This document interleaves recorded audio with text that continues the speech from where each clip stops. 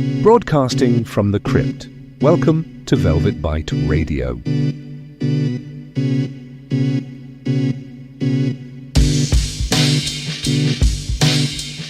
You've entered Velvet Bite Radio, my friends, where the undead speak and the forgotten bite back. I'm your host, Melissa Dawn Harris, writer, researcher, and devoted wanderer through vampire folklore, history, and film. Each week, we descend into the crypt of culture to uncover the myths, monsters, and meaning behind the vampire's eternal allure. So pour a glass, dim the lights, and let's begin.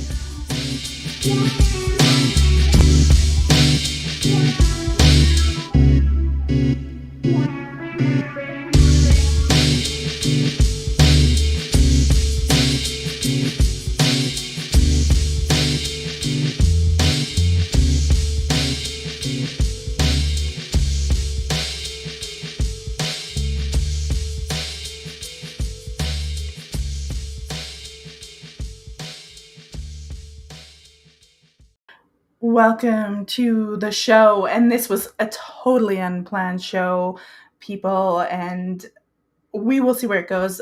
Essentially, this show is to pretty much explain to you what's going on and why the change, and because I haven't been podcasting for a while, I've kind of done an overhaul of things here. So this show is going to explain that to all my wonderful listeners, but welcome to Velvet Bite Radio with Melissa, myself, your host, and we are going to be talking about some fascinating topics in the coming time. Just so that you know, the website now is Melissa Dawn, I almost said my maiden name, melissadawnharris.com. That's melissadawnharris.com. So you can go and get all the links there. And how I'm going to be doing this is essentially, we're going to have some live streams like this. It'll always be on a Thursday night at 9 p.m. Eastern. We'll have live streams. And if we do a pre-record, it will also be released on Thursday night, right around the same time, give or take a few minutes. But if it's on YouTube, I will be there in the premiere. You can premiere a video, and I may not be able to talk to you via video, but I will be there in the live chat, chatting around. So that's Thursday night, 9 p.m. Eastern, which makes it 7 p.m. Mountain Time, 6 p.m. Pacific. Sorry, people in England, you will be sleeping. That's probably like 2 a.m. your time, so I apologize. But if you are truly a vampire night owl, you still may want to listen, or at least turn it on and fall asleep to us chit-chatting and whatnot. So anyways, again, that's Melissa Dawn Martel. And I actually wrote Melissa Dawn Martel. I wrote my maiden name. Let's change that. Don't go to that, because that will not be me. When your last name is your maiden name for like 40 some years, I do it all the time. I confuse it. That is melissadawnharris.com. Oh boy. That's so funny. Anyways, so this show came about totally unintentionally, totally at the last minute. I was totally planning something completely, utterly different. And I wanted to leave the political scene because I felt like what I was doing was I was on X, and I was in a group, and I was helping people share their content, and they would share my podcast content. And the content that's on my X gets crazier and crazier and crazier. And I thought, some of this I agree with, some of this I don't, but there's only so many baby Elon AI videos I can share, or baby Trump, or baby this, and that everybody was sharing the same thing. And then they, I had to share their stuff, so they would share my stuff. And I just had all this shit on a stick on my profile, and I'm going to clear it all off. It's just going to take time. I might have to pay to clear some of it off, but I just got to the point, and I predicted this. This is going to be like my last show, really, that I talk about mainstream politics, probably. At the beginning of 2024, I said, things look weird. I told my husband, I think, sorry for all you MAGA people, but I said, I think Trump's compromised. I don't think we're going to see any of the things he offers. I think they're just, doing what they always do. And there's no difference between each side. They just manipulate no matter what. There's this system that controls everything. And I'm really unsure about this. And my husband was like, well, let's see where things go, that sort of stuff. And then when he got money from Miriam Adelson, I knew right away. And then when the assassination thing happened, I wasn't sure. I was like, hey, I don't know what's going on here. Now that he's in for 6 months and, the Epstein files, I was like, see, told ya. Epstein files, a whole bunch of other crap. It's all just the same crap. People way above these people that we don't even know are controlling the show. And I just refuse to participate and hate Democrats and hate Republicans and hate this person because they've brainwashed and manipulated us to think there's two parties that are fighting against each other. I just refuse to do it. I'm like, I'm done here. So, oh, Sean is in the room. Welcome, welcome, welcome. Sean says, Trump is owned by you-know-who. That's all there is to say. Time to move on with life and other things. Absolutely 100%. Thank you, Sean, for showing up. That is right. They're all owned. They're all somebody's bitches. Let's just put it that way. They're like, if they were a vampire, they would be Dracula's bitch, essentially. They'd be one of them zombie vampires doing Dracula's bidding. And we're talking about Dracula. We're talking about vampires on those podcasts, but we don't want to be Dracula's bitch. we want to have a free mind. Okay? So that's all I have to say for the politics at the scene. I was just done with it. And it was just getting ridiculous where I was sharing stuff that I don't believe. And I just thought, I left all the groups, I left everything, and people were asking me if I was mentally ill. And I'm like, no, you're mentally ill. I'm not mentally ill. I just can't share your shit anymore. And your dancing AI of Elon and Trump doing, the Running Man together or whatever the hell was on there. It was done. It was done. And of course, I'm going to get a little more mystical as this podcast goes on. I'm not going to be so rah political. But that's my final political rant. That's it. So I left that behind. I left Gen X News behind. And I was going to get into starting an organizational business. And I had spent a month and a half rebranding, marketing research, looking at the competition, looking at stuff out there.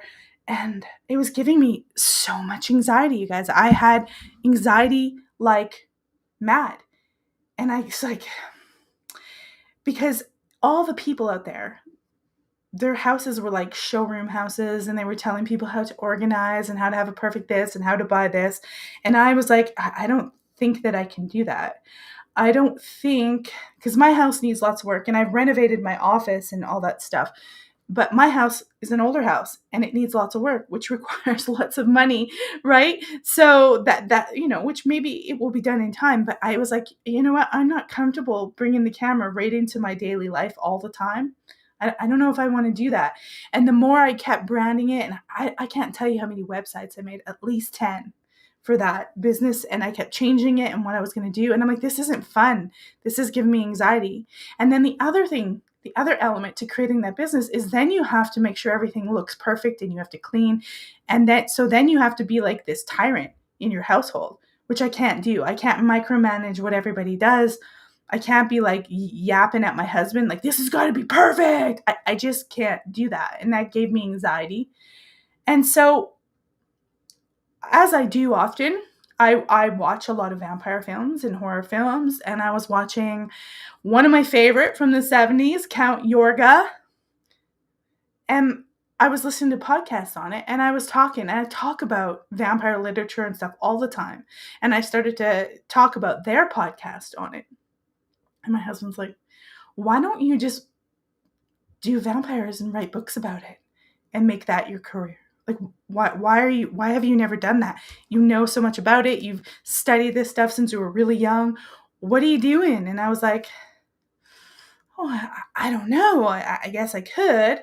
And so I just went with it. And I left the organizational thing that was giving me tons of anxiety behind. And I thought, let's go this way. Let's go with vampire literature. Let's do this. So guys, here I am. It took me less than 3 days to brand it all, to get this all going. And I'm back. And I'm so glad many of you are joining me. If we do anything political, it will be in the context of like a metaphorical, like the vampire as a political figure. It won't be current politics. It'll be maybe discussing something that is very much could tap into some conspiracy, but it will be something about blood drinking or adrenochrome. We won't be putting banners up for any political person. I don't want to isolate people who are, I don't want to isolate people from the show thinking, yeah, I've never been one who likes to wear people's political logos. I don't like to wear logos in general because I believe that's this company branding you and owning you. I don't think you should wear a Democrat logo, a musician's logo all the time. I don't think you should worship any of them. So I'm not about putting a political logo here and telling you who you have to vote for. So you don't have to worry about that. The system just manipulates us. It doesn't matter who's in. There's a plan, and they're carrying it out. Whether we vote for Kamala or Trump or Biden, Reagan, whoever we voted for, there's an agenda, and they're carrying it out, and they don't give a shit what we think. And I'm sorry to say that's how it is, but yeah, bros, that's how it is. So, how many we got? I haven't no one's kind of shared this. We got a lot of people on X. Welcome. We got a few people on YouTube. People probably don't know this is happening. Remember, Thursday nights, 9 p.m. Eastern. Come join me for Dark Gothic Talk. I've already had 3 or 4 people ask me if I want to come on their podcast. It's been great. The response has been really interesting. So remember, be here.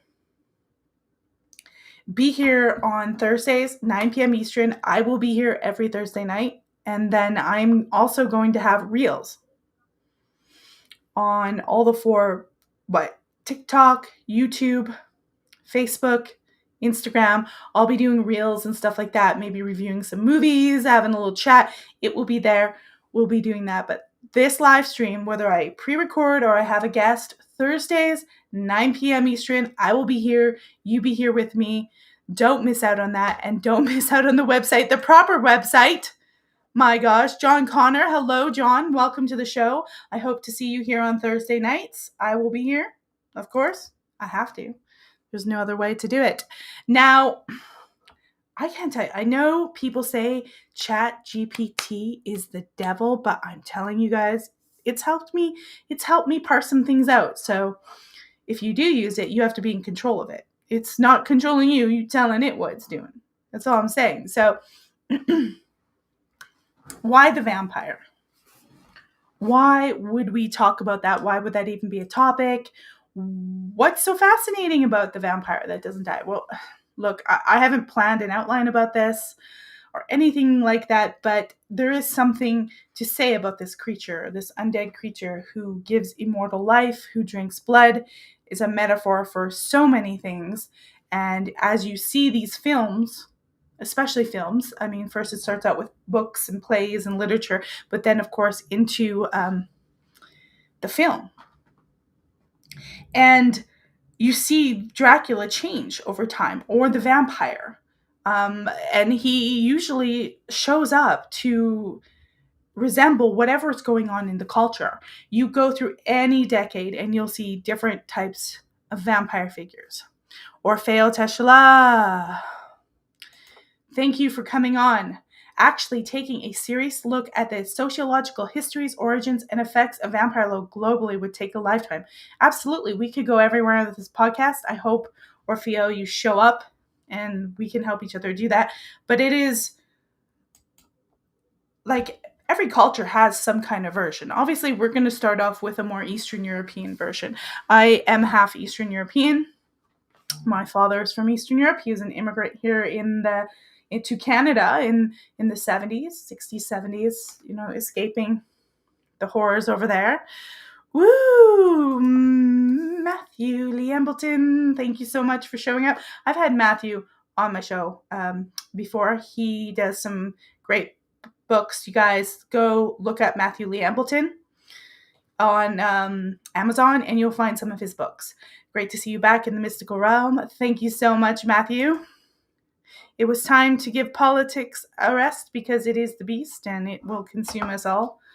but I still have my opinions on it. It's just not necessarily what a lot of mega think. And as soon as I seen, especially when I wasn't posting no videos where they were yelling bomb, bomb, bomb, bomb, bomb Iran. I thought these guys live in some other crazy universe where people where war is good. I don't know where they live, but they live somewhere stupid.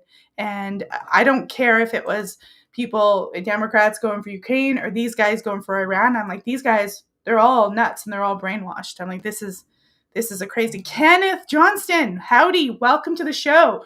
Just reminding you, Thursdays at 9 p.m. Eastern, we'll be live streaming, and hopefully I'll have lots of guests. I've literally been invited on to 3 or 4 podcasts in the past 24 hours. Whew, I'm going to be busy. Bless my soul. This is great. But yeah, back to the vampire. Like I said, it's a great metaphor all throughout, and we're going to be looking at a lot of film and movie. I will be doing some pre-recorded ones because it's easier for me when I don't have a camera and I have a strong outline to talk, especially like Orfeo says here, like a sociological, historical point of view. It's a lot easier for me to just sort of have an outline, talk to the microphone, and get that information there and edit it and maybe put in some clips. Also, when we're doing live, I can't, because I don't own the rights to a lot of things, we may show some imagery, but we're not going to be able to use a lot of footage. Probably on the shorts, when we do TikTok and all that stuff, that will be there, where I will maybe even be humorous and tell a joke about certain elements of the vampire. And hopefully I get into the mood. I don't know, maybe I'll get wigs. Maybe I'll really get into the character. Mr. Incognito has shown up. Hello. Thank you for showing up. That is my husband, who is always supporting me through everything I do. So fantastic. Thank you for showing up. The vampire. Let's see. We got some stuff to go to. We got some places where we can look. We're just going to have a browse. If you guys know anything about vampire and film, you'll know Hammer Horror is a big one. Universal had their version of Dracula with Bela Lugosi. Hammer Horror had their own version with Christopher Lee. They also did one called Brides of Dracula that featured, he was American.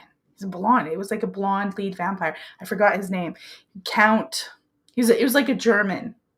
More of a German count.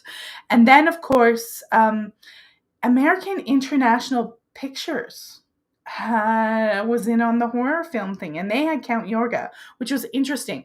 We're going to do stories on all of this stuff. Here we go. Talk. I love your comments. This is so fantastic, you guys. On the surface, today's politics looks clownish, but just underneath the surface, it's very gothic. Frankly, sinister. It is evil to the core. And we will probably prod under that surface in a non-politically promoting way, where we're not going to be wearing mega hats and we're not going to be twerking for Kamala, like shit like that. But we will probably... John says, I hope one day to visit Romania and see the Vlad Tepes location. I hope you get there, John. I would like to go there. My father's from around Croatia. So I would like to do a visit to Italy, go up into Croatia, and maybe that area. My husband's family is German, so it would be lovely to go to Germany too. I don't know how I'm ever going to get rich doing this. We'll see. That's fantastic. Well, let's have a look down memory lane for today. This show wasn't an official show. It was just to get people familiar to what's going on and where I'm going and how this is going to go. So, Hammer Horror. Look at this. If that doesn't say Hammer Horror, I don't know what does. Dean Bertram. I was there back in the day. In Romania? Fantastic. So this is a commemorative honoring Terence Fisher's Dracula with Christopher Lee and Peter Cushing. And if you've never seen this Dracula, it's from 1958. You've got to go check it out. Look at this. This is amazing. Immaculate and very Hammer. I posted that one on my thing. Hammer Horror. Oh, Someone's getting kinky. This was from the Vampire Lovers. And of course, there's a lot of a lesbian erotica and stuff like that in a lot of films. Here's another great Dracula. We'll cover that. That's Frank Langella. In Dracula, Frank Langella had originally played Dracula on stage. And he's what I call the disco Dracula. He's known because he was in the later 70s. John Connor says, Christopher Lee, the ultimate Count Dracula. You know, he's really great. We'll get into different kinds. We're just going to go over this. There's Linda Hayden. She was a Hammer horror actress. She's done some wicked occult movies like Blood on Satan's Claws, but I believe she was in Taste the Blood of Dracula. If I'm not mistaken, got some more Christopher Lee Hammer horror things. Christopher Lee also did an Italian version of Dracula in the 70s. He went and did a lot of films over in Europe, away from England. Oh, this is a sci-fi Hammer girl.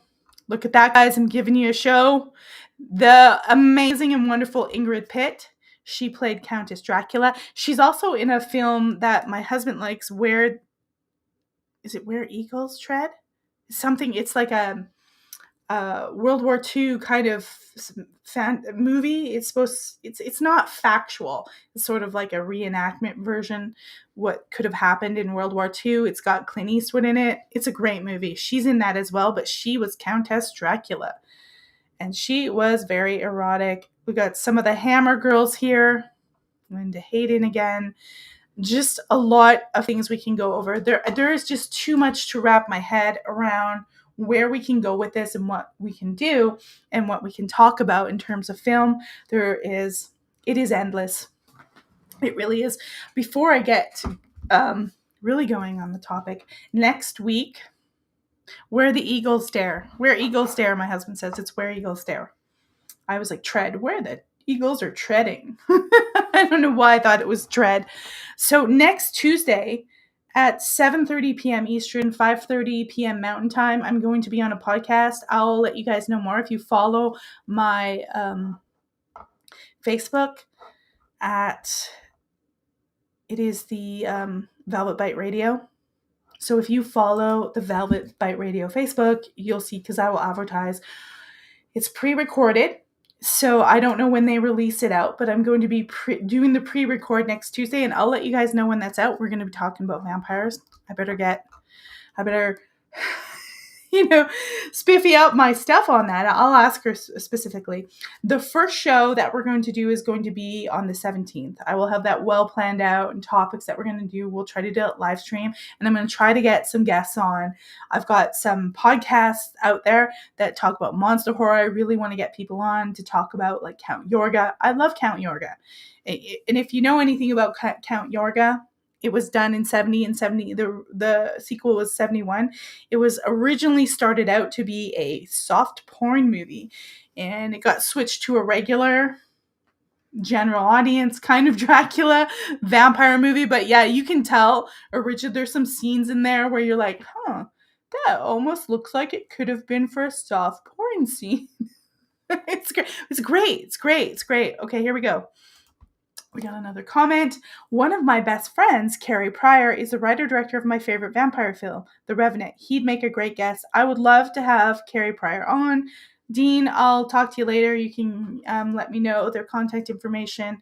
That would be fantastic to have a lot of film directors on there, because vampire is one of those genres where, and horror as well, where if you're a director, you can get your start and practice directing kind of indie, independent horror films. Back in the day, like Count Yorga, the original Count Yorga was made for like $60,000. And in those days, a lot of times, these kind of horror vampire films were made for cheap. They were not expensive. They were made on a budget. And let's take somebody like Roger Corman, who did a lot of the Edgar Allan Poe films with Vincent Price. They would shoot like back-to-back films, and they would use the same sets or the same castles. They could access the castles in Europe. And in those days, they didn't have to have permits. They could just go and shoot. Or what a lot of these independent people would do, they would show up on locations and just shoot until the cops showed up, and then they would take off. These days, it's much harder to do that. Everybody's in on the money. But it wasn't so bad in those days. Look, I'm letting you guys have a show. You can Hammer Horror Forever. You can go check it out. They've got a lot of this stuff. They had a lot of the sexy Hammer girls. Here we have classic Peter Cushing. He's about to stake the evil Countess Dracula. Countess. Her name's not Dracula in the film, but she's the female version, similar to that. We got some more. Quartermass in the Pit. Hammer Horror is great, but there were some other great ones, and American International Pictures delved out some really great horror movies. One of the ones I think I'm going to watch and talk about soon, I am watching Planet of the Vampires, and if you go to Spotify or any of your music services and you listen to the intro song, it's super creepy. And so far, the movie is super creepy. It's very nihilistic, like creepy landing on this planet of creatures that are manipulating in their behavior. And so far, so good. I have to finish it up, but we will talk about the themes in that. I think I might be going on Dean's show, who commented here. I'll be going on Dean's show and talking about certain elements of the vampire. But I've kind of got to get my narrative going, and what specifically, because it's such a vast umbrella. It's such a vast topic. You really have to be specific. And remember, nobody's going to talk about everything. No one's going to hit everything that you want them to hit on a topic, because there's so much. And you got an hour podcast, and you're only going to cover so much about Dracula or vampires or vampire lore. Looking forward to it. Yeah, we'll have to figure that out. It's crazy because I've been adding a lot of people onto my professional Facebook, and a lot of people have been asking me to come on. Like, hey, do you want to come on my podcast? I was like, oh, like 4 in 24 hours. I've never had that before. That tells me that vampires are still alive and going well, and people are very interested in. So when did I first become interested in vampires? Well, when I first became aware of Count Dracula, I wasn't interested in vampires. Probably the first time I became aware of Dracula, I'm going to be very honest with you all, it's probably Sesame Street and Count Von Count. That didn't make me fascinated with Dracula and horror movies. There's probably other scary movies that I had been fascinated with before. I had never got to see Dark Shadows because I wasn't alive when it came out, and I didn't have cable, so I wasn't restreamed. I didn't have it on syndication. I would say the first time that I started to really take a really deep interest in vampires was when I was about 15, and I went and seen the 1992 Francis Ford Coppola version of Dracula called Bram Stoker's Dracula. We will go there. I'm not going to go in depth today, but it was, John says no, just undead. It was very much my introduction to vampire lore, Dracula. And from there, I watched a Hammer Horror. I read all the books, the movie books, the original Dracula. And I was a huge Anne Rice fan, where I would read Interview with the Vampire. There was Chelsea Yarbough. I think she had a series of books. I can't remember the name. I'll have to look that up. Chelsea Quinn Yarbough or something like that. I was huge into reading poets like Lord Byron and such like that, who were the, inspiration for books like The Vampire by John Polidori.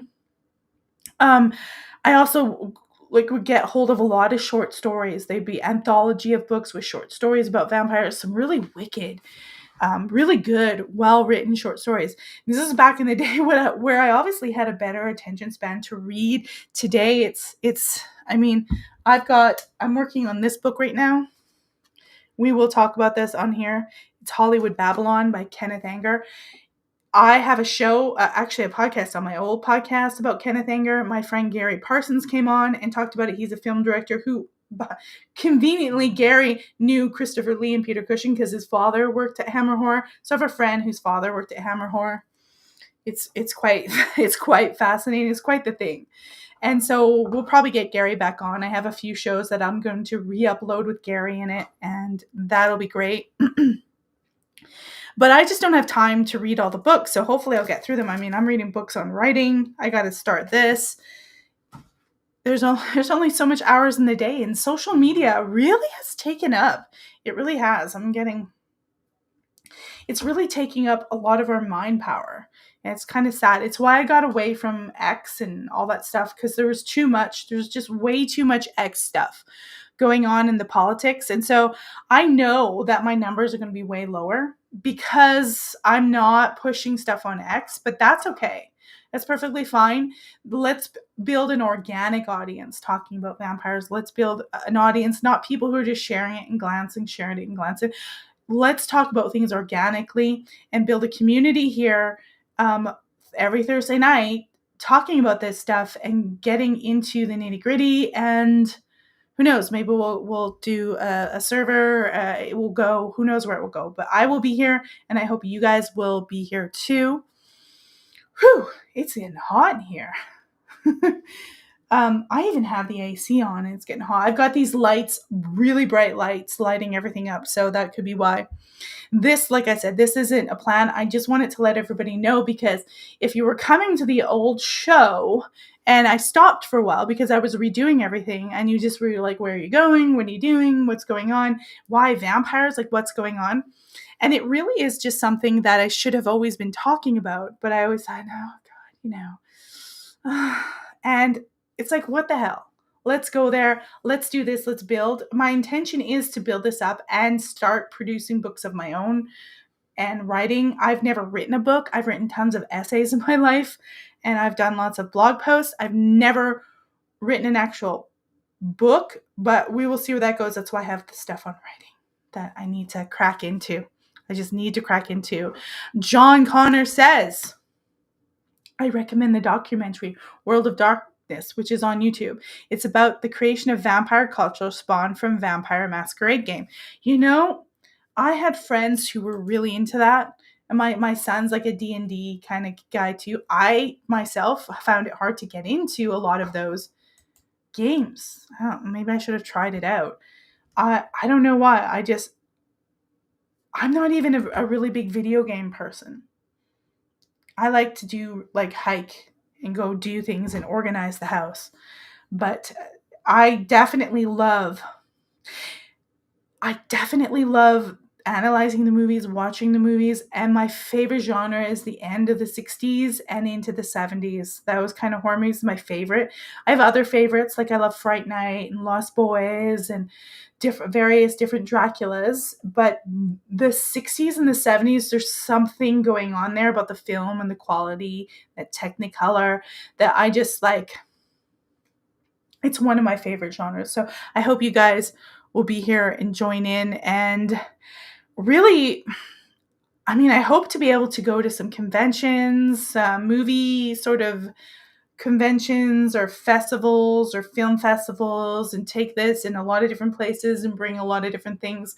And like I said, I want to start some reels. I want to start doing short little skits, content that's easier to digest, because this long form stuff is for people who are right into it and they really want to go somewhere a little more logical, a little more in depth, a little more engaged. But I also need to get the short stuff where we do some humor. It's probably the easiest way to bring forth the old culture and keep it alive. The funny stuff about the movies and little quick stuff. So I don't think I have too much more to say. If anybody else has any questions or anything they want to bring up about vampires, feel free to put it in the comments. Just 1 second here. Dun, dun, dun, dun, dun. And we're live on Rumble right now, and Rumble is such a political channel. It's Blackula. Let's not forget Blackula. The guy who directed Count Yorga he did Blackula and Scream, Blackula Scream. He's the same director, same guy. It's they're so good. They're such good movies, and I have to rewatch them because it's been a long time. There is so many There's so many bad ones too. We're gonna have to make fun of them, and they're humorous. We could do a show just on Dark Shadows bloopers and the funny things about Dark Shadows. And I have a few people who love Dark Shadows who would probably love to come on and talk about it. But we'll see. One of them, I don't think he's well right now, so I won't. I don't like to bother people if they're not, feeling well.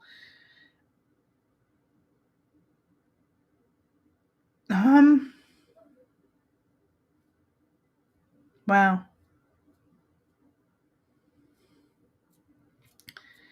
Whew. Okay, so I'm just looking at people are sending weird messages, long-winded stuff that I'm don't even know who they are. Okay, so I'm gonna check out here. We're gonna stop sharing this right now. We're gonna go back to the single screen. As I don't really have a plan. It was really just to communicate to you guys what I'm doing and where the show is going, because I have a tendency to go all over the place.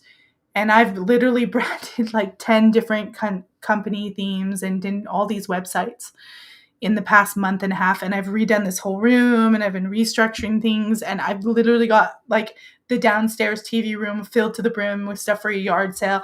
Like I've just been going crazy. And then I'll go, oh God, then I'll be out for a week. It just, whoo. Walkies, Dark Shadows.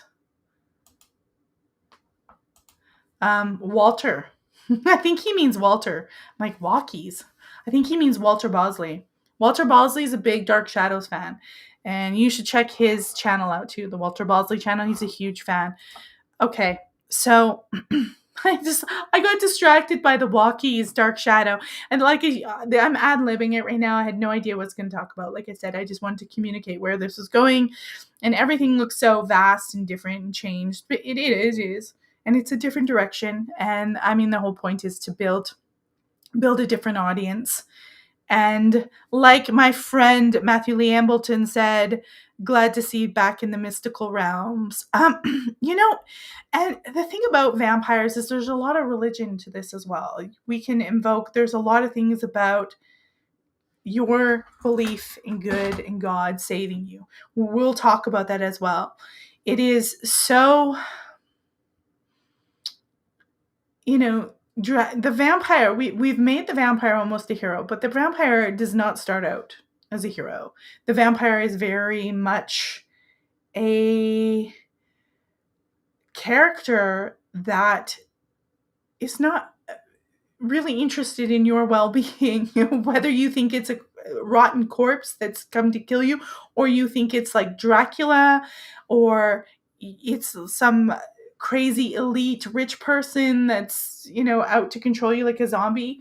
There's nothing about vampires that's supposed to be good for you. Let's remember that one, because we always had genocide. Welcome to the show. I'm glad to see you here. I can't forget, because we've glamorized the vampire in shit like TikTok, in Twilight. Was Twilight written by a Mormon? I think it was written by a Mormon. You can't be normal and write a book where vampires sparkle.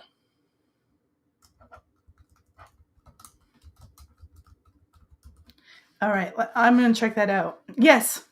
Stephanie Meyer, the author of Twilight series, is a member of the Church of Jesus Christ of Latter-day Saints. I knew it. I knew she had to be. It's literally twisted. There's a total Mormon feel to Twilight. And I tried to read the books when they came out, and it's just dribble compared to great books like Dracula or Anne Rice Vampire series or Chelsea Quinn Yarbough or any of those great writers. It's just crap. And when the vampires are sparkling, and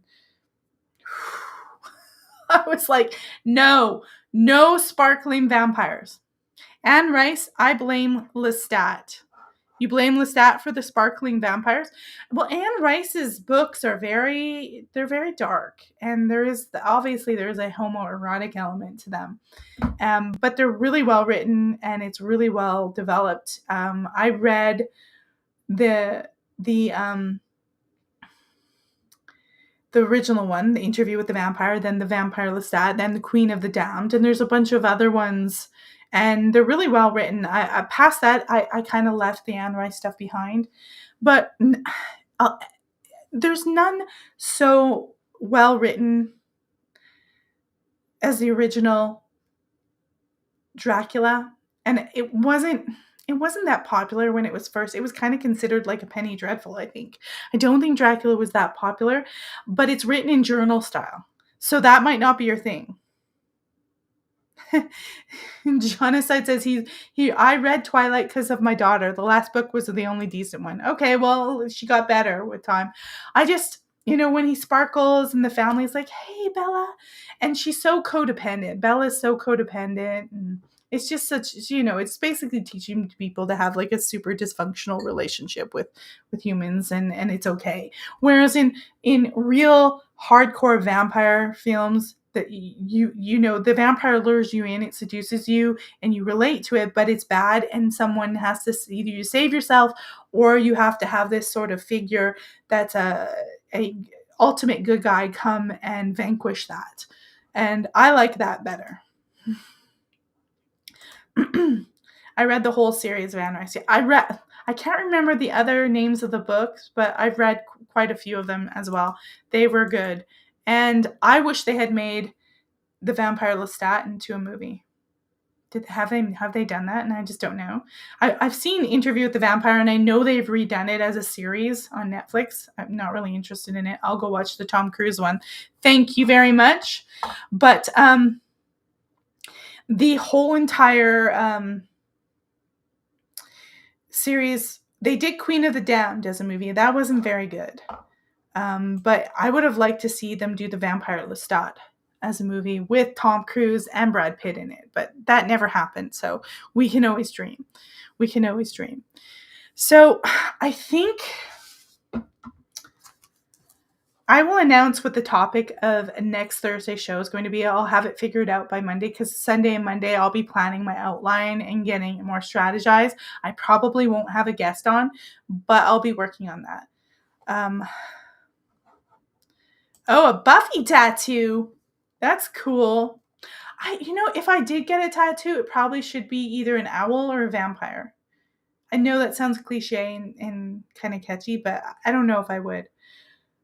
I loved the movie Buffy the Vampire Slayer. I wasn't big into the actual TV show. I never got into it. I usually don't get into TV shows.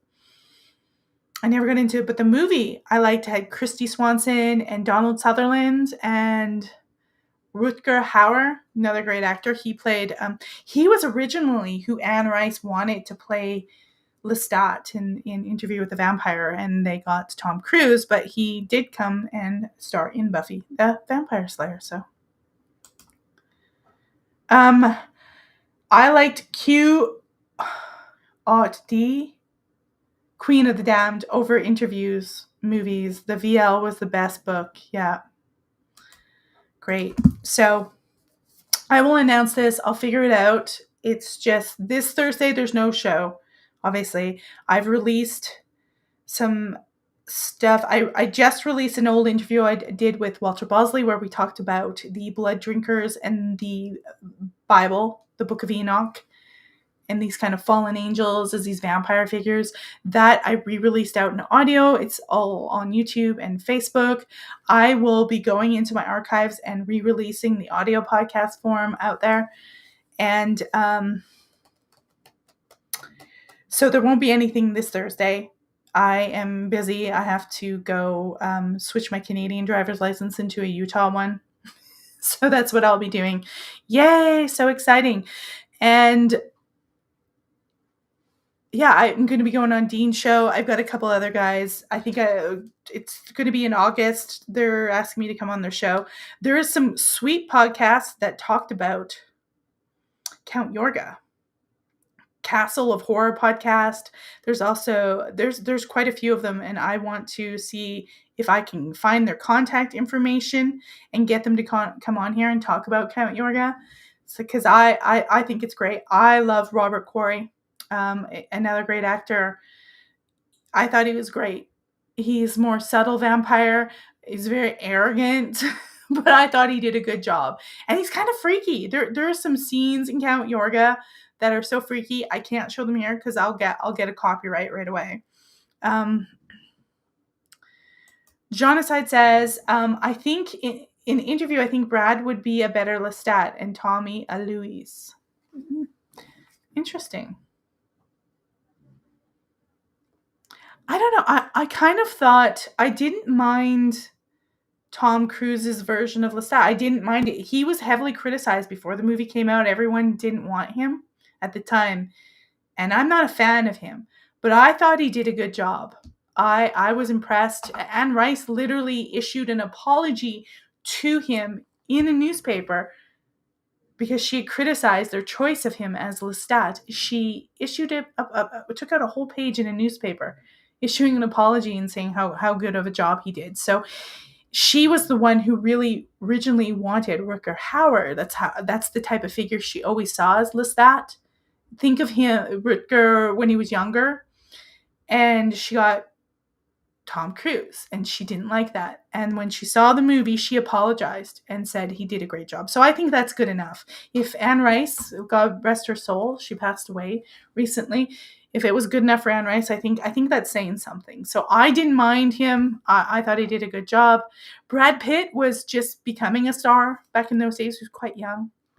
And so, he'd been in Thelma and Louise, maybe in a couple other movies, but, he was just starting to become famous.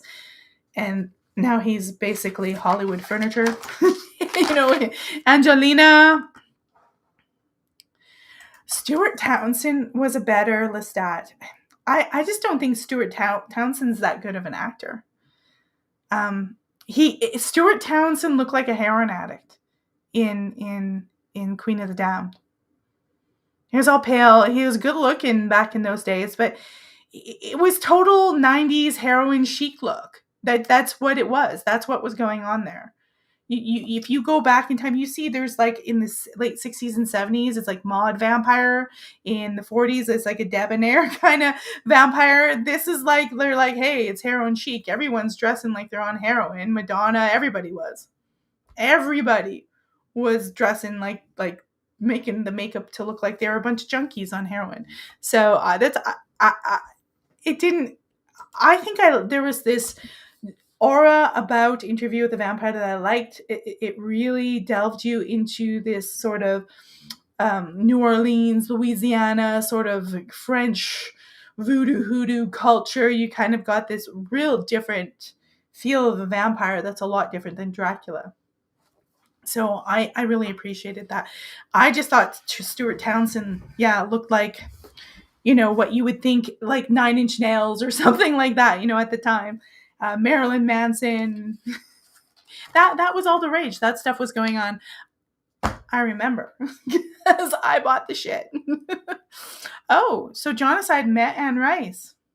Excellent. That's nice. I've never met any of them, so I don't know. I've never been a star worshiper. I would have loved to have met Christopher Lee and Peter Cushing. Just such tremendous. I also would have loved to have had met Vincent Price. But he died when I was like 16 or 17, unfortunately. Great actors. My friend Gary Parsons, who's a film director, he's met Christopher Lee and Peter Cushing. Like I said, his father worked for Hammer Horror. Used to ride a bus with Christopher Lee to the studios. He'd get on Christopher Lee back in those days.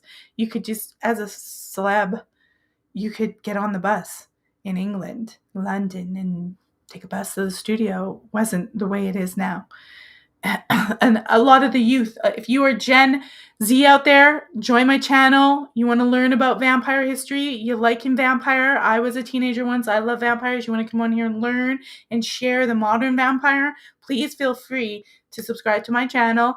My son's Gen Z. He's not into vampires, but if you're in Gen Z and that's your thing, We can show you some history. You can learn some stuff, and you can tell me some of the modern vampires. I want to know, because I can't keep up with the modern stuff. I'm just getting too old.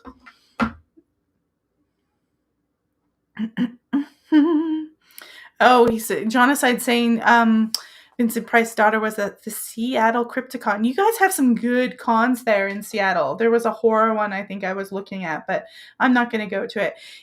If it doesn't come to Utah or Idaho right now, I won't be going to it. Maybe in the future, if I get a little bit more money, I will venture out. My friend Dean, he runs a film festival that we really have to go check out. And I think there's some UFO and horror movie elements to that. So I really do want to check that out. It is in Wisconsin. I've never been to Wisconsin, so it's time. It might be time next year to go to Wisconsin. It usually runs in March. So if you Google Dean Bertram, I think you probably get that information. He runs a couple of festivals, I think, and they usually happen around March. So we'll have to prep for that and maybe go out and interview some people. This show could really go anywhere. And so I'm probably going to tie it up now because I'm just rambling on because I don't have a structure and I don't have things that I'm talking about. I just, like I said, wanted to communicate this with you guys, where it was going, get in touch, get connected with the audience again because I haven't been on here for a bit. And I appreciate you guys for tuning in. We will see you next Thursday, 9 p.m. Eastern, right here on YouTube, Rumble, Facebook, and it's also live streaming on X. So I will see you back here Thursday, July the 17th, 9 p.m. Eastern, 7 p.m. Mountain Time. Please, in the meantime, visit the website. You can subscribe to the newsletter on there.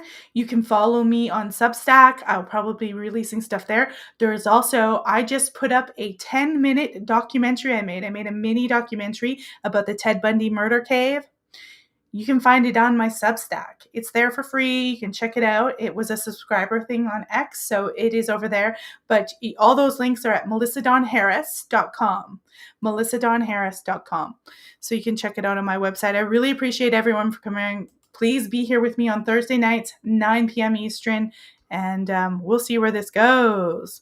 Dean says, I'd love to have you and Mike at Midwest Weird Fest and a Night of Horror International Film Festival. Thanks for the plug. Yeah, a Night of Horror International Film Festival. We got to go. Type Dean's name in. You'll find it out there in Google land. Thank you guys so much. Next Thursday, I will be here.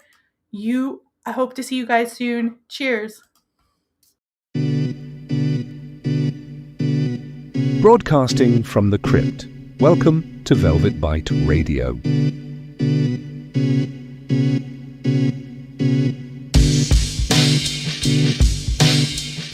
You've entered Velvet Bite Radio, my friends, where the undead speak and the forgotten bite back. I'm your host, Melissa Dawn Harris, writer, researcher, and devoted wanderer through vampire folklore, history, and film. Each week, we descend into the crypt of culture to uncover the myths, monsters, and meaning behind the vampire's eternal allure. So pour a glass, dim the lights, and let's begin.